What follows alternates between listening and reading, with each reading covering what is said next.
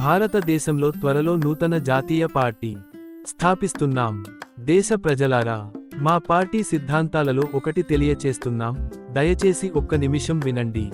ఒక గమనిక: మా నూతన జాతీయ పార్టీ ప్రారంభం కేవలం మీడియా ద్వారా మాత్రమే ప్రజలతో మా అభిప్రాయాలు తెలియచేస్తాము. బహిరంగ సభలు మా పార్టీ సిద్ధాంతాలకు విరుద్ధం. ఎన్నికల సమయంలో మన పార్టీ ఎంపీ మరియు ఎమ్మెల్యే అభ్యర్థులతో ఒకే ఒక్క మీటింగు పెట్టడం జరుగుతుంది.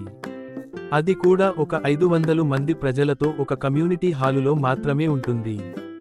మా పార్టీ గురించి ప్రజలు అన్ని విషయాలు ఇంటిలోనే కూర్చుని మన పార్టీ నాయకులు చెప్పే విషయాలు మీడియా ద్వారా వినండి. మా పార్టీ లక్షల మందితో మాత్రం మీటింగులు పెట్టం. దేశ ప్రజల క్షేమం, దేశ పౌరుల క్షేమం మా ప్రధాన లక్ష్యం. ప్రజల భద్రత కోసం మా పార్టీలో పెద్ద బహిరంగ సభలు నిషిద్ధం. ఇది మా పార్టీలో ఒక సిద్ధాంతం. త్వరలో మా పార్టీ విధానాలు దేశ ప్రజలందరికీ మీడియా ద్వారా తెలియచేస్తాము.